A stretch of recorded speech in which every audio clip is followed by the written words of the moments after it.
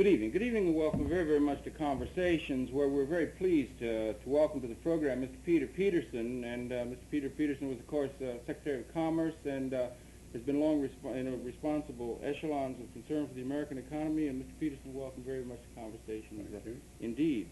You're involved with the bipartisan budget group, as it were, now. And I wonder if maybe you could share the concern that was your own and those who make up the group that led to this special sort of call, as it were, to the American decision maker and the people concerning our present economic or fiscal condition. Well, our concerns were both economic and political. Our economic concerns are not so much concerned with what happens last quarter or this quarter, whether unemployment is down, because nothing's happened to outlaw the business cycle. What we're really concerned about is that as you look at the long-term effects of these deficits, they are cheating the future, they're mortgaging the future, they're robbing this country of a very precious asset it has of too little of, namely its savings. And that in turn is going to have a very serious effect on this economy's performance over the long term. And the political aspect of this problem, and you will notice that we go to great pains not to point fingers or assign blame. And why it's a bipartisan effort, really, Yes. is that if you look at what's been happening here, a great deal of the fiscal disaster that we believe these deficits are have been occasioned by spending programs on publicly subsidized consumption, like the entitlement programs of various types, which have had enormous bipartisan support. Indeed, some of us that were in the Nixon administration are a little embarrassed to remember that the decision to index Social Security and some of the other programs 100% according to CPI, and with that the federal pensions and the military pensions and so forth, while it was proposed, as I recall, by Wilbur Mills, a Democrat, certainly had very, very broad bipartisan support. So I think our feeling is that if the problem is essentially bipartisan, that is the origins, and the reasons that it is too painful, apparently, to take action on it is essentially political. About the only way that it's going to become possible to do anything about these huge consumption programs that are robbing us of our capacity to invest in our future is going to have to be a bipartisan effort of some sort. And it was in that spirit that I talked with some Democratic friends of mine, and I have a few, Mike Blumenthal and Joe Fowler and Doug Dillon, and then a couple of Republican friends, Bill Simon and John Chaiman. And I found remarkable agreement on not only the magnitude of this metastasis that is spreading throughout our entire body economy, but also an agreement that there is no way of solving this problem that did not involve what I call a triad. Some reduction in the growth of military spending, some really structural changes of all these entitlement programs beyond those that go to the poor, because the vast amount of the entitlement programs that are causing the problem do not go to the poor. Yeah, that comes as a surprise. They go to the middle and upper classes, even though all the rhetoric suggests that this is a safety net for the needy. They are not a safety net for the needy. And its original intent probably was to subsidize the poorer peoples or the less advantaged people. Oh, yes. I think we haven't got time in this program to get into it. Right. But when these programs were originally conceived by Franklin Roosevelt and others in the 30s, they were conceived as programs to provide a floor, a true safety net for the poor. But as time went on, they got a momentum of their own. Constituencies built around them. America was the land of limitless resources that could really afford to do almost anything. And through a whole series of assumptions that turned out not to be valid, they became universal benefit programs for everyone. That is, income was not a test at all. Social Security, you're getting back a great deal more money than you're putting in, and everybody gets it. And a lot of it was tax-free, and a lot of very wealthy people were getting it. So a very substantial amount of the money does go to the middle upper classes. and therefore there are many of those, of course, Mm-hmm. and they're politically active, and they're going to our senior citizens, and they are unusually active. Mm-hmm. So a great deal of what starts out looking like it's an economic problem and a fiscal problem is at bottom a political problem. And the problem, simply stated, is that those on the receiving end of this vending machine, as it were, are wonderfully organized. There are 35 to 40 entitlement organizations, the Gray Panthers, the Association of Retired Persons, and so forth. And they vote a great deal more, about 75 to 80%, and the rest of us perhaps something under 50. They lobby a lot more. They write many, many more letters, and so forth. So our political system has gotten more or less paralyzed, because even though these groups are a distinct minority in the country, they are so active politically, vis-a-vis the new silent majority, that, not the one Richard Nixon was talking about, but this vast number of people, like probably yourself and myself and so forth, that are not involved in the political process. Mm-hmm. So Congress gets the idea that if they make any changes in those programs, it is a form of political suicide. And that is fundamentally what's going to have to change there. And we're just a tiny effort of a cross-section of Americans to say there are an awful lot of people out there who believe that that kind of largesse, universal benefit programs for everybody, middle and upper classes as well, is over. Yeah, and those Social Security or those entitlement programs have become intertwined intrinsically with the economy. I mean, they're a major portion in the understanding of the overall operation of the economy. Well, for example, even if you set aside the enormous unfunded liabilities of Social Security and these federal pensions, a number that staggers people, it's about $7 trillion, by which we mean the amounts owed to the recipients that we can see in relation to the taxes they're going to be paid. They're a minus number to the tune of about $7 trillion. Now, our kids are going to have to pay that, fundamentally. Even if you set aside those future numbers and just look at the amounts now going into Social Security, you're looking at a number that is now larger than all of the investment in the United States in new plant and equipment, in research and development. So out of one side of our mouths, we say we've got to invest more in robots and new plants and computers and steel mills and so forth. We got to invest more in research and development and so forth. Here is one program that is more than all of that, without any concern for the future unfunded liability. So it's getting to the point where these programs are a major part of the United States economy. And the problems, if we were to project without addressing them in some structural or systematic or meaningful way, could very well spell, in your view and the view of many of the responsible people involved here, disaster as we begin to Well, look among at other things, what it means is the following. These deficits are now so large that they are taking 60 to 70% of the net savings in the United States.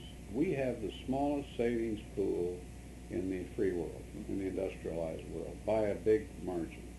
We're taking this pool that's more like a little puddle, actually, and we're draining it into a dry hole. 5 years from now, if we don't do something about these deficits, many people believe 90 to 100% of the savings will be consumed by the deficits, because the deficits are really negative savings.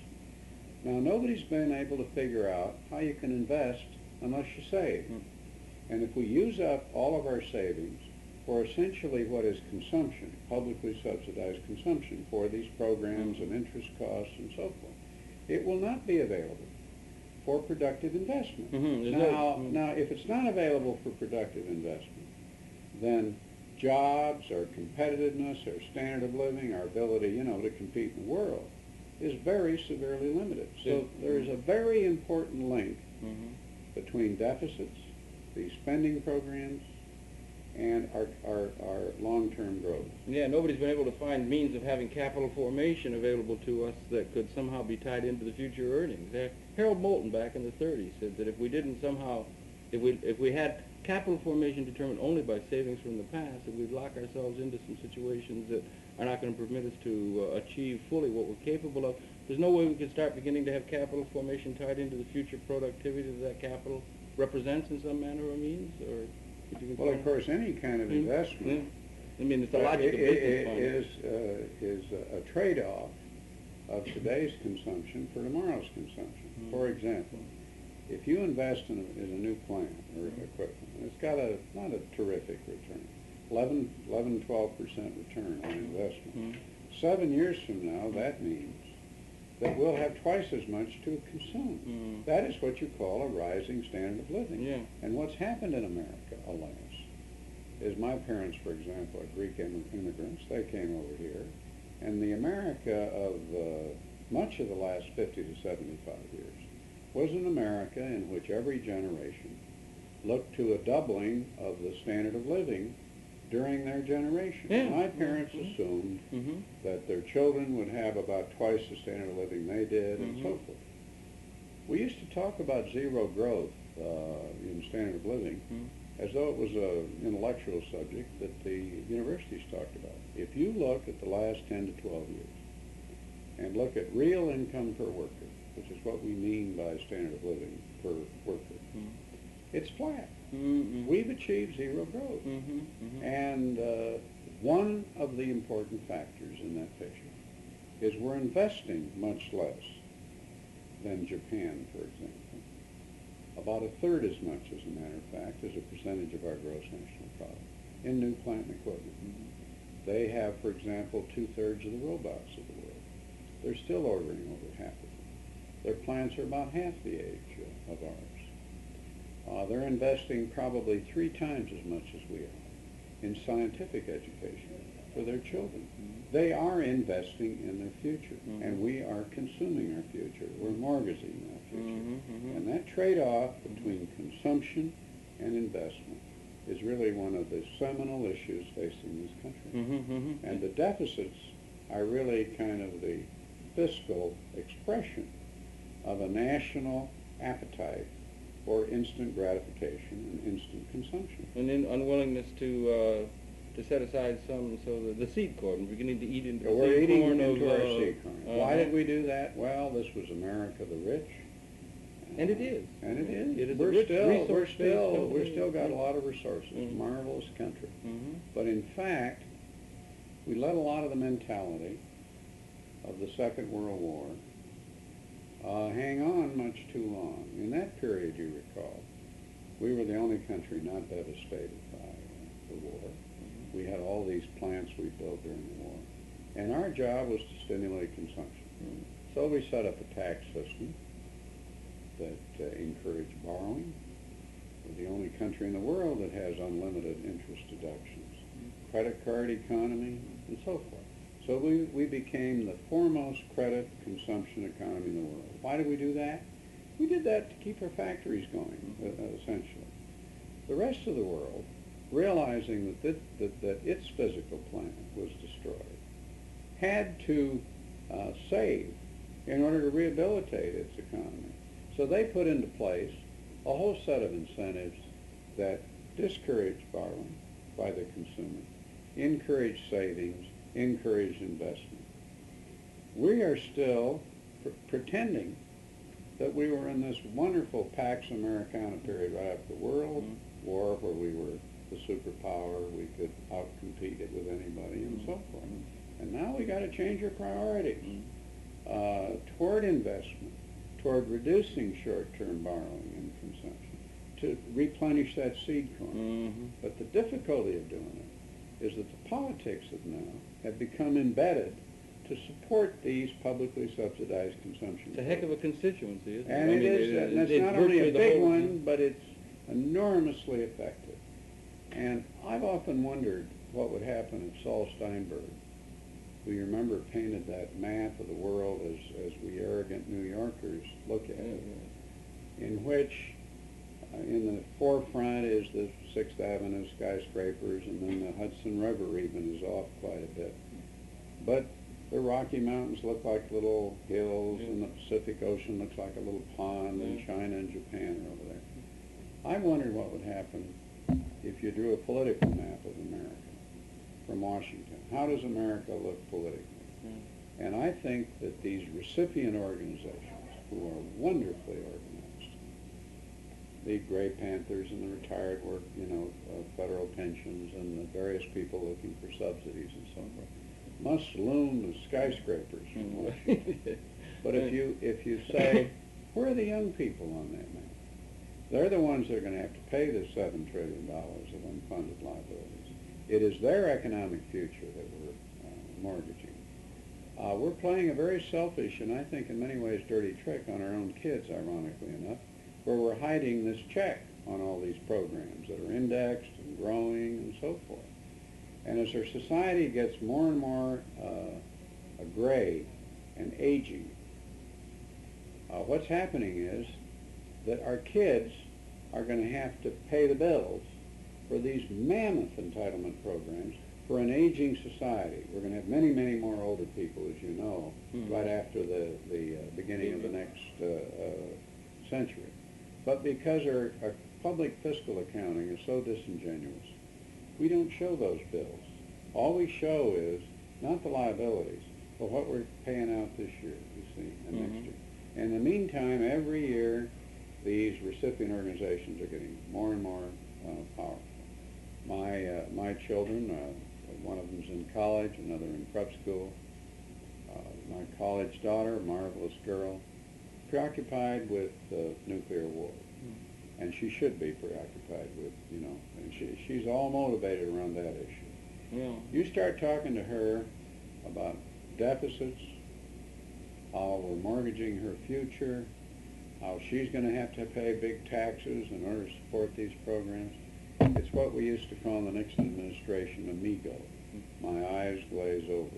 And that is the problem. That political map of America would show an awful lot of us, like the young and perhaps yourself and myself, who don't write their congressmen, who don't communicate. I remember visiting Congressman Kent Hance one day, who was a conservative Democrat from Texas.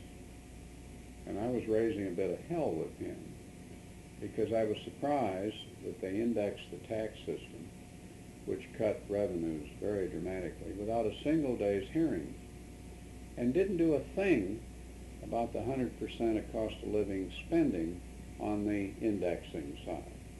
And I said, Congressman, what a wonderful opportunity, if you were going to index the tax system, to also cut the spending programs that are indexed, because you kind of flatten revenues, but you let the spending keep going up.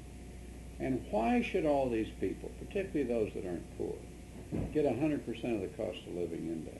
I mean, why? What is the logic of that? What was his reply? Well, his reply was pretty good. He said, called his assistant, said, I'd like you to show Mr. Peterson all the letters and cards and wires that we've gotten in recent times opposing any changes in the COLA spending programs.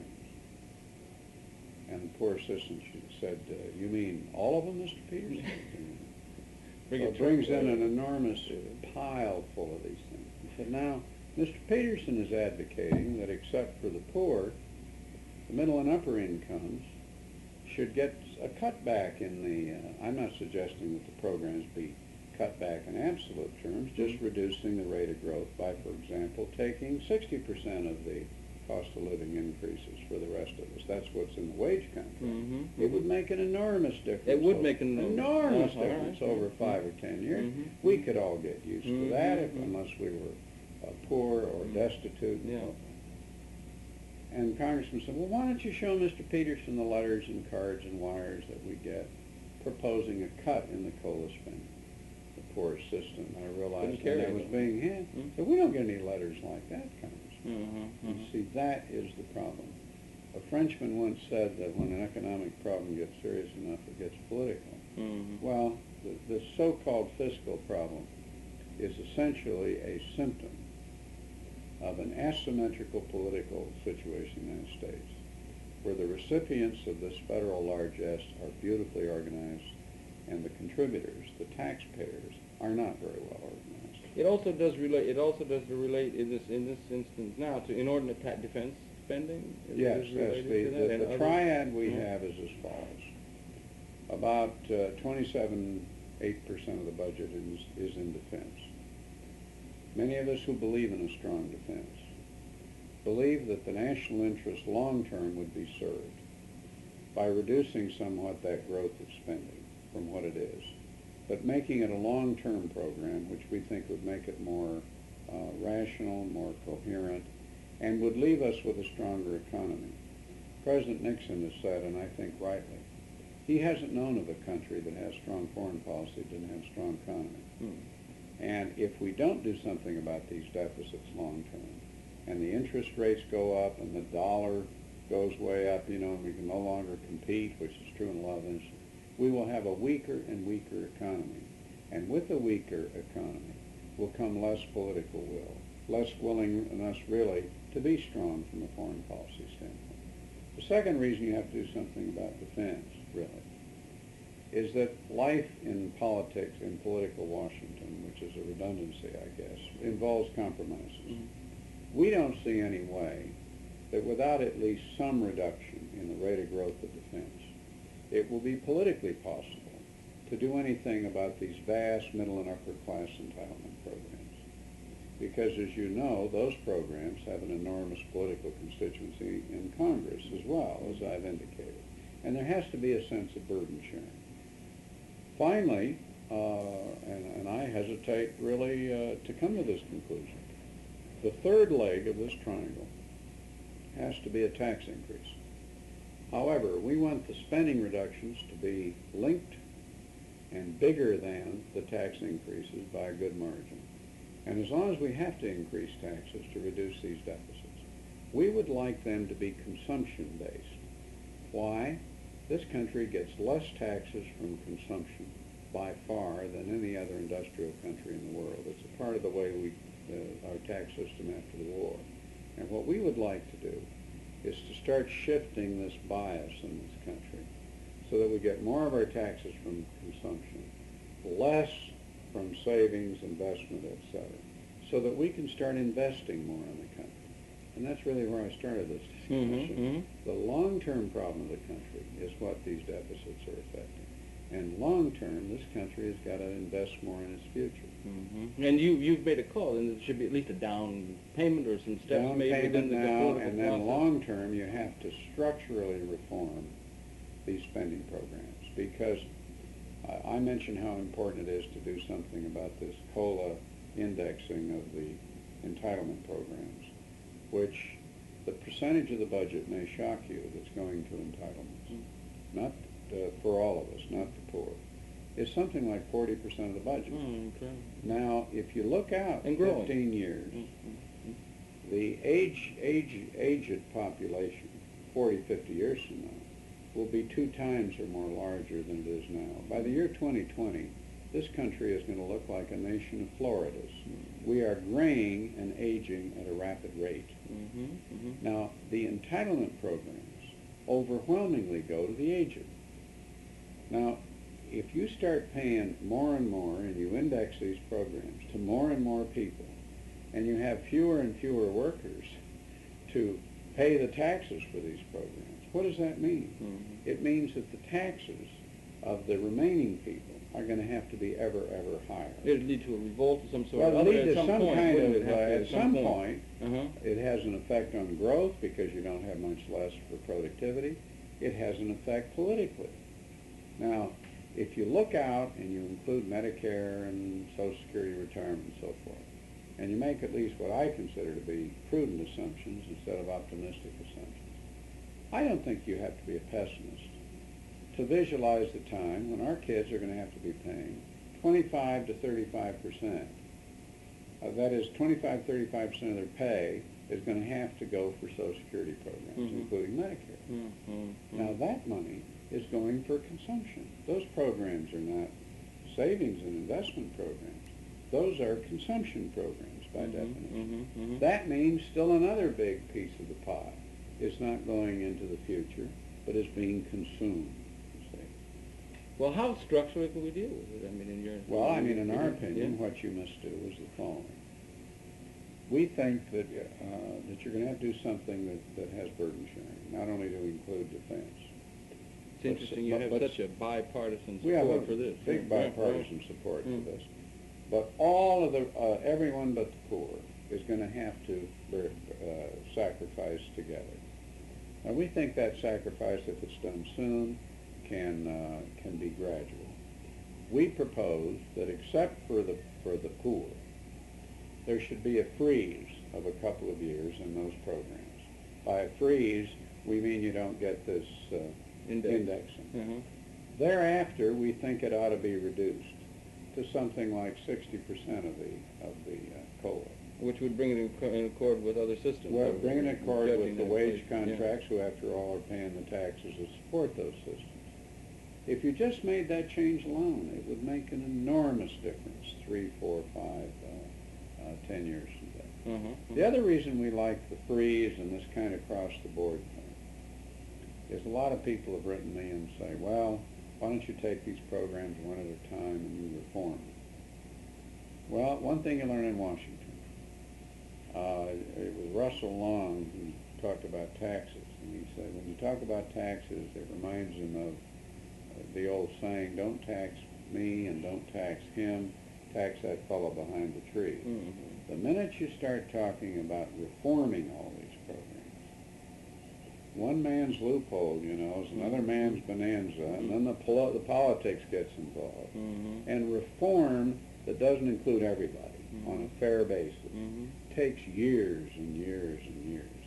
And I think more than anyone, or at least as much as anyone, that there's a lot of things wrong with our subsidy programs and these entitlements, and the federal pensions are much larger than the other programs. But if you take these programs one at a time and say, I'm going to reform them, and I'm not going to do anything until I reform them, what I think that is a euphemism for delay. So we're all for reform, but we say, while you're doing that reforming, why don't you have across-the-board freeze and across-the-board indexing, so you start getting some fiscal nourishment in big numbers soon. Yeah, because particularly in view of the figures that are right there before us. I mean, you don't have to be everybody now agrees that the so-called structural deficit, which means deficits that take place even if the economy is growing, are going to be in the range of $250 billion. That's incredible. And these are just larger numbers than anybody can even imagine. So speed is part of what's required. And we're going to call on these presidential candidates, both President Reagan, whom I'm sure will be the candidate, and probably Fritz Mondale, to commit to the American people that in their first budget, they're going to present a credible program based on reasonable assumptions of interest rates and so forth to get these deficits down significantly in the next few years.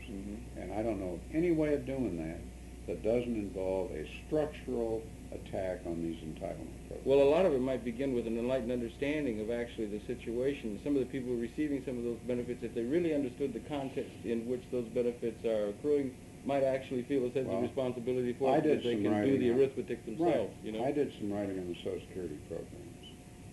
And a bunch of my wealthy friends, when they suddenly realized that many of them were getting tax-free much, much more money than they ever put into this program, felt kind of embarrassed. Yes, that's what I would think they would. And everybody makes the senior citizens of this country look like they're greedy and avaricious and so forth. I believe that if our leaders explain to the American people not only the magnitude of the deficit problem, but the fairness, I think the American people are fundamentally very fair. And in truth, much of the budget-cutting action that's taken place over the last 2 years has not been aimed at the middle and upper income group. It's been aimed at the poor. Yeah, right. Yeah. And I think they're more vulnerable, perhaps, they're because more they're well organized. They're not well organized, and they're politically powerless and so forth. I think if you looked our relatively well-off citizens in the face and say, here we are at a time of national crisis in many ways. We're going to have to, what would we do if it were a political war instead of an economic war? We would all share in the burden. Why don't we do some cross-the-board sharing, those of us in the middle and upper income groups? And why should people like myself get windfalls from the government and subsidies from the government and a lot more back than we put into these? Very often when it's not really needed. When it's not really needed. I had a friend the other day who got a beautiful apartment on Central Park South here in New York. My God, I bet the rent is $3,000 or $4,000 a month. Mm. He said he is appalled at the number of people in that building that Get are the getting Social Social Security. Security checks. Right. It wasn't exactly what Franklin Roosevelt had in And I mind, don't think probably. I think Franklin Roosevelt would be spinning in his grave if Yeah. he saw how much of that money went. It is unfortunate in the sense these things can get out of hand. You mentioned Russell Long before. Russell Long's become very taken with the ESOP employee stock ownership plans, and looked at the growth of of Social Security and so forth, and the Full Employment Act of 1946 was, in a sense, grounding statement for our policy, which said that people will largely receive income through labor, but that the holding of equity, a viable holding of equity in the technology and the plant and equipment and structure of the economy is relatively narrowly held, and Russell Long generally feels that there could be an improved status in terms of income distribution by increased ownership of the means of production by greater numbers of people than the relatively narrow base that currently have income coming in that What form. that does, of course, is not just have wider holdings of the stocks of American companies in the hands for the psychological and motivational effects that has, but it does increase the savings pool as well, and that money goes directly in the companies. Do you realize in Japan, it's not at all unusual for employees there to take 25% of their after-tax pay and lend it back to the companies that they work for. It's amazing. Yeah. Well, that gives them a stake in their own companies. It motivates them. But bottom line, it means a lot more money is available for investment.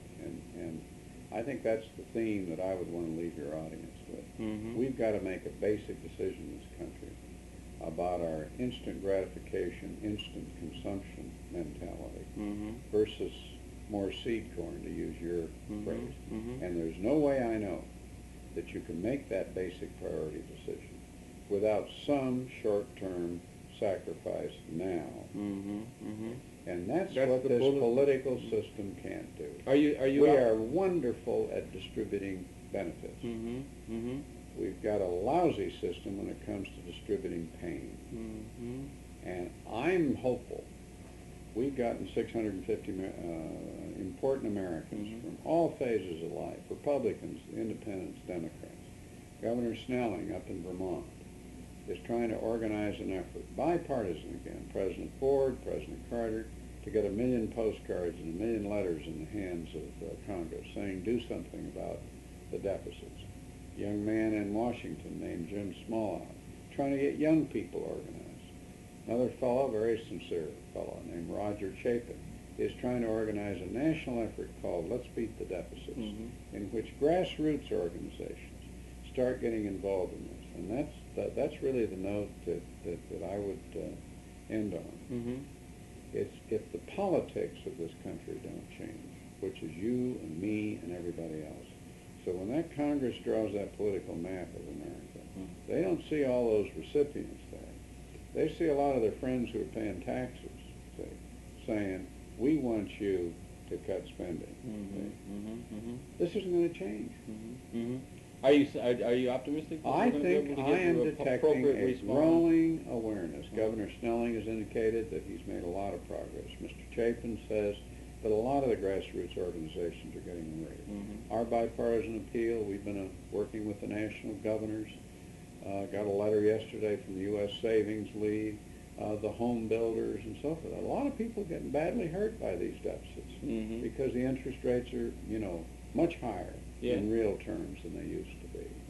And you're beginning to see a growing awareness, I think, that we've got to get at this problem. Well, it's a major problem that confronts us all, as you say, and I'm certainly glad that you have put a tremendous amount of research and put the facts and figures together that can make people aware of this, and it's a matter of more and more people understanding the dimensions of the problem in order to begin to take the short-term and, to the degree we can, longer-term prospects for trying to maintain the security of the economy, particularly as we think of the responsibility for the younger people, to our children, to the children and their children. We've got a long-term responsibility.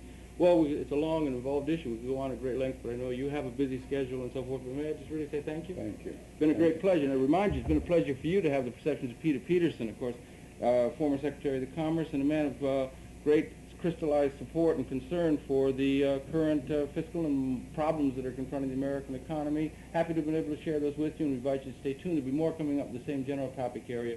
That's it for this particular segment. We're coming right back. And Mr. Peterson, once again, thank you very much indeed. My pleasure, for Mr. everything. Kenner. Thank you.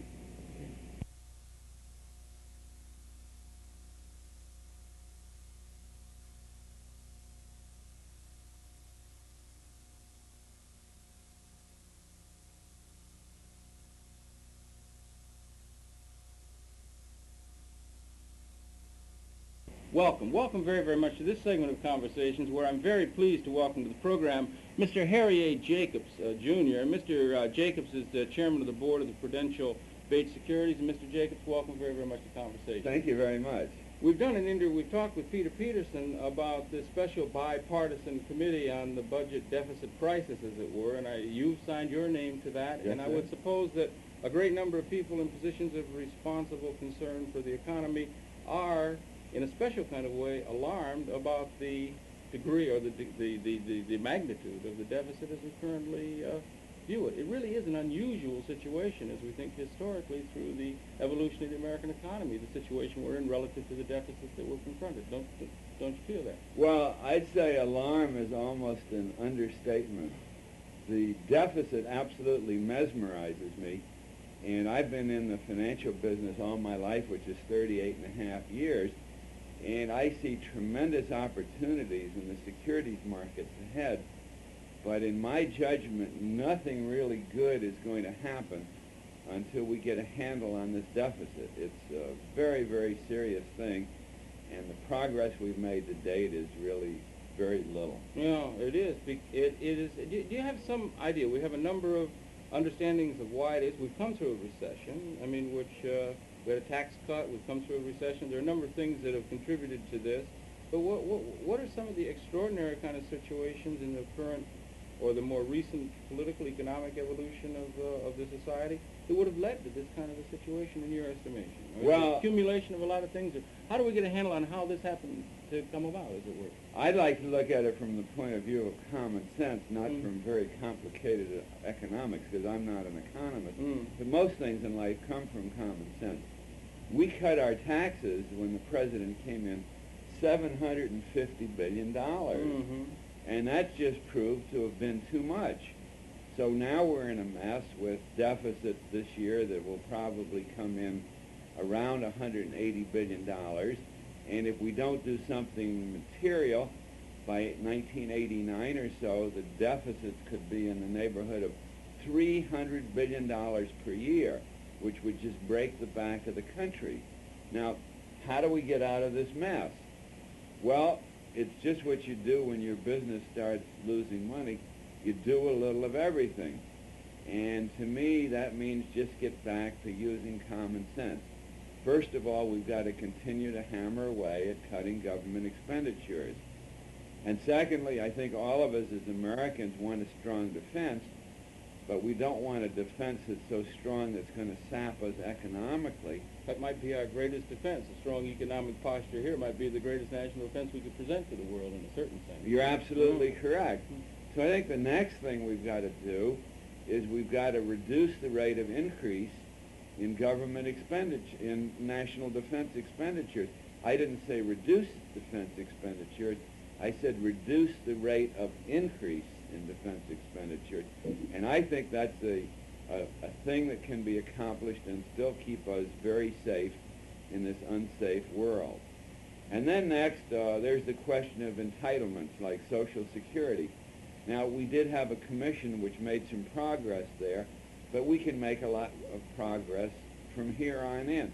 And what's that mean? Maybe we should have another commission, and maybe you and I and other Americans should work a little longer before retiring, which would cut down the future cost of Social Security. And then we have the cost of medical care, which, as you know, and I know, and all of us know, have skyrocketed. We've got to concentrate on that, and maybe that needs some type of commission. And then there's the question of agricultural supports. I think in the last 4 years, supporting agricultural commodities has cost us another $20 billion or so, and people don't realize that. So those are all things that we can do, that if you and I had our own business, we'd be going down every expense item from A to Z and seeing everything that we could do to reduce our expenditures. But then we come to the other side of the balance sheet. And again, if our business was losing money, what would we do? We'd have to increase our revenues, right? Yeah, right. And that means that whether we like it or not, as Americans, we're going to have a major tax increase, which is something that none of us like to talk about, but it's just the plain, unvarnished truth. Now, what form should that tax increase take? I don't really want to suggest something like that here. Perhaps, again, we need some kind of bipartisan commission to study it. But I tell you what I do if I was the chief executive, and I do something like this. I would put in a very low value-added tax, something like a sales tax, across the board, and I do it to try and get that legislation passed about a year from now. And I'd put that on top of our very complicated, perhaps unfair, and somewhat unworkable tax structure that we have now. And then simultaneously, again, I would appoint a bipartisan commission to study our tax structure to see if we can't come up with something that's much more simple.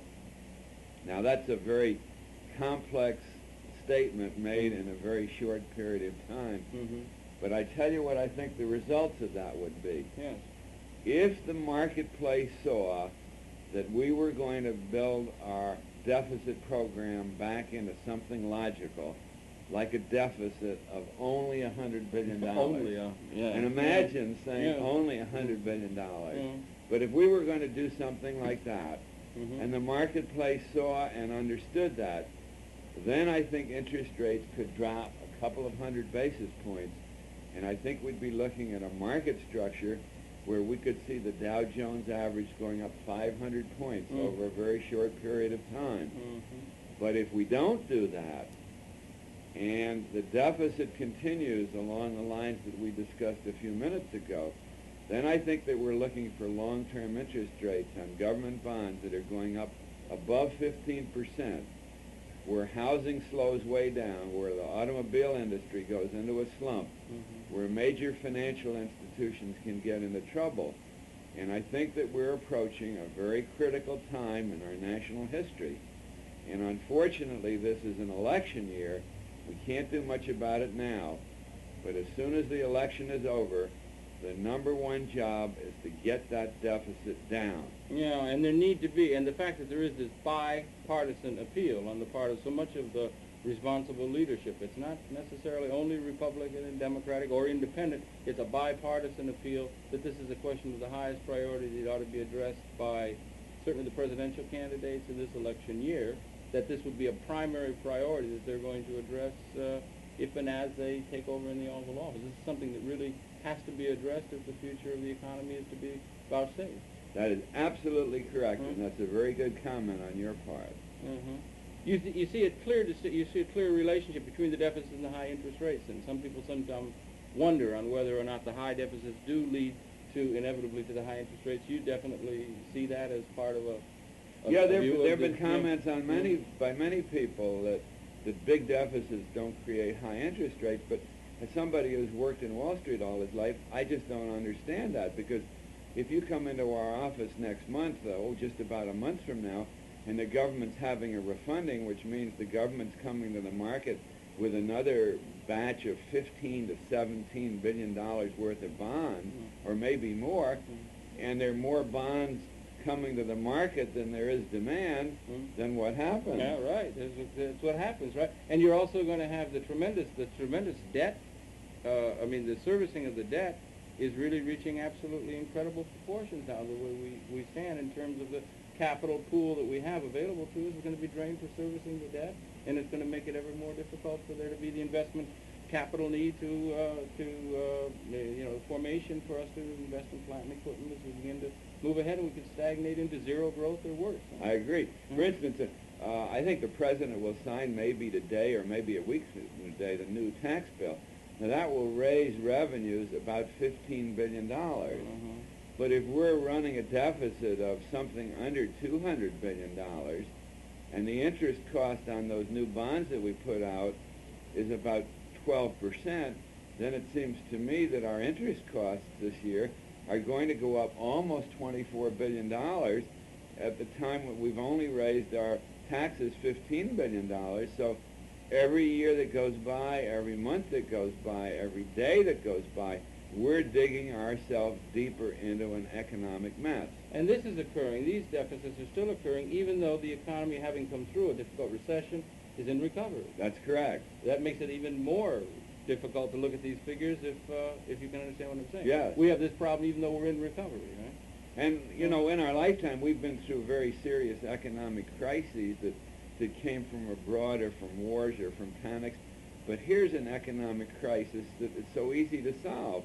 All it takes is a bipartisan work, sponsorship on the part of the president, and understanding on the part of the voters. And a sense of commitment and a burden sharing, as it were. There would be some sense of sacrifice on the part that might be called for on the part of, perhaps a reasonable sacrifice on the part of a broad base of the American citizenry in order to address this problem. Do you think that kind of a consensus or crisis of the consensus of crisis might be able to result in some reasonable burden sharing by the part of the American citizenry to try and address this problem? I mean, if it were There has to them. There has to be, Yeah. because Mhm. if we don't do this, what's the alternative? The alternative is an economic calamity, and that's going to affect all citizens. So we've got to do this to help us as Americans. You mentioned the Social Security and entitlements and so forth. It goes back, we get a loop, we look back onto the 30s, and it was established and so forth, that the entitlement programs have grown so precipitously. There are many people who are receiving benefits that are in high economic positions, high echelons, middle-income groups, and so forth.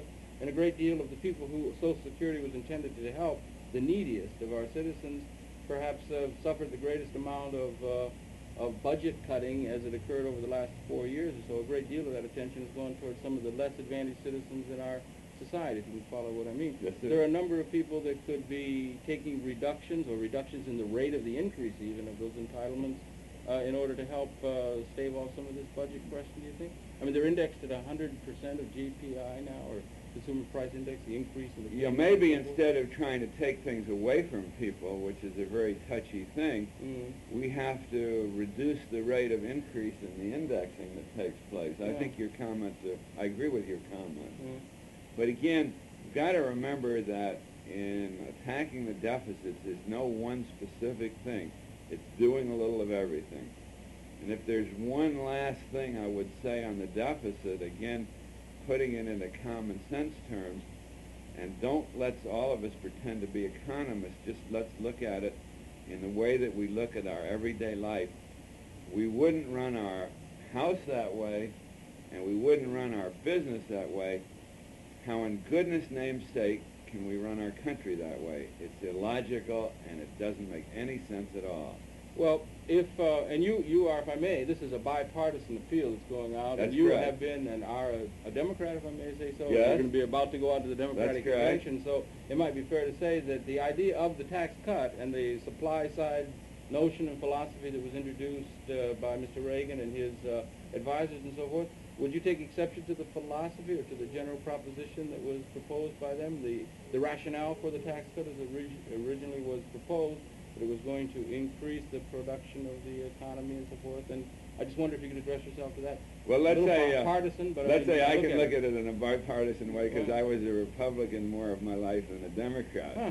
And while I am going to the convention now, it was just 20 years ago I went as a member of the Republican Party. I think that many parts of the president's economic program were very sound and very good.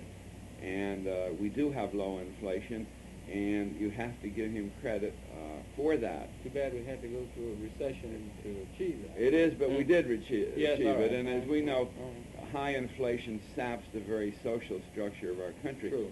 But I think that the tax cut, in terms of looking at historically now, and we've had a number of years to look at, was just too big. And we've got to go back and rectify some of that. And while all the things that I suggested are going to help reduce the deficit, so is a tax increase. And I think in terms of getting a tax increase, that's got to be looked upon just in a bipartisan way. You can't just have the Democratic Party saying, we've got to be the party that's going to reduce the deficit.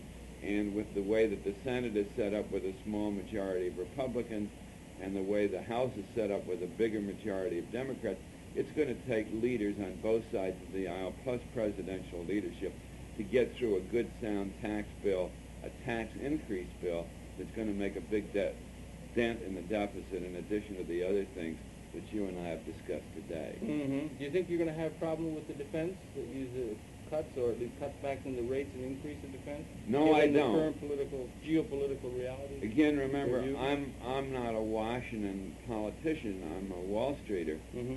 But it just seems to me to be so much in national interest and have so much common sense to it, not to reduce defense expenditures, but to reduce the rate of increase, that I do strongly believe that's one of the things, the good things in helping us solve that deficit problem that's going to come. There is some slack there that could be taken up. I believe so, yes, sir. Contributed, and it's a three-way proposition that we're facing then, and it's one that's going to call for great political acumen then as we begin to move ahead. Are you generally optimistic in terms of the assessment that we are going to somehow be able to come to grips with this particular problem, or I assume that you are? Well, I'm an American and I'm an optimist, and it seems to me that when we come to great periods of crisis in this country, like having the Selective Service Act in 1940 passing by one vote, that we always seem to do the right thing, even though it takes us an annoying amount of time to get it done.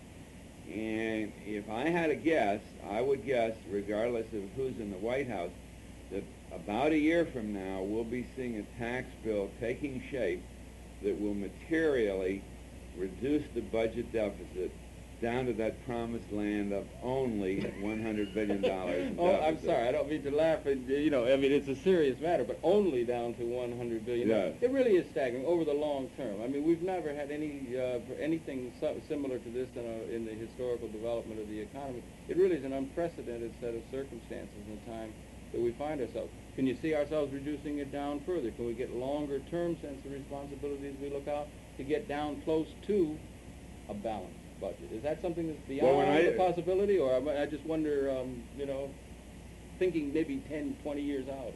Well, when I said I was an optimist, I didn't mean to give you the impression that I was a super optimist.